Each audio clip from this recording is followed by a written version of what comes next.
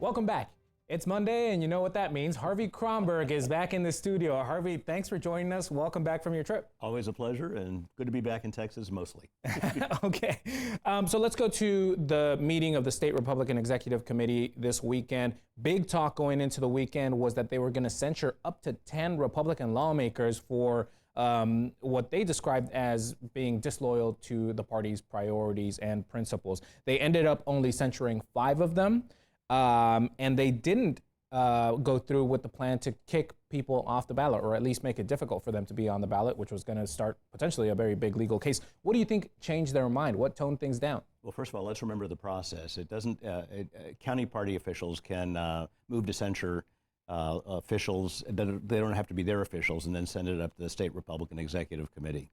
So it's kind of a bizarre process that leads up to censure.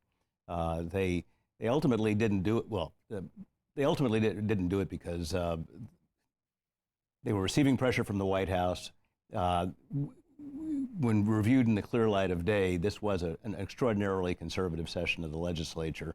And frankly, there was presidential intervention there because all of those Republicans had been endorsed by President Trump, and it simply wouldn't do to censure people that had been endorsed by the president and embarrass him in that respect. Yeah, but did the SREC, in a way, did they cave to this? Because they've been ginning this thing up. They said these guys are disloyal, they don't deserve to be part of the party, and then suddenly at their meeting. The Republican Party of Texas has 2 masters right now. These days I'm referring it to the Politburo, the Soviet Politburo of Texas politics.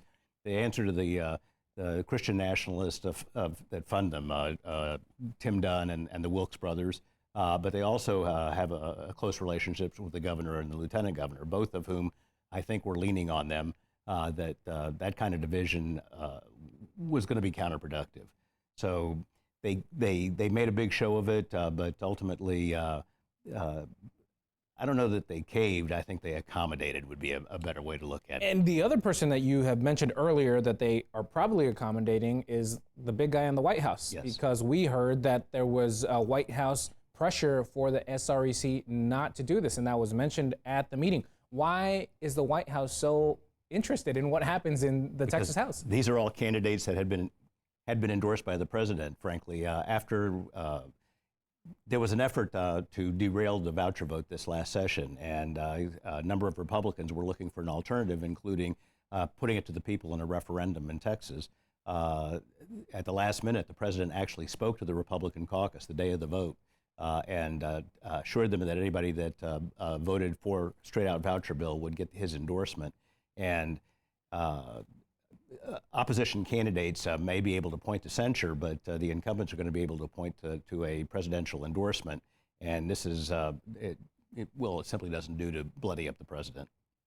I want to ask you about, quickly, Speaker Burrows. He told the SREC before the meeting actually started, said, hey, if you want to censure somebody, censure me. I'm the one that took all these actions.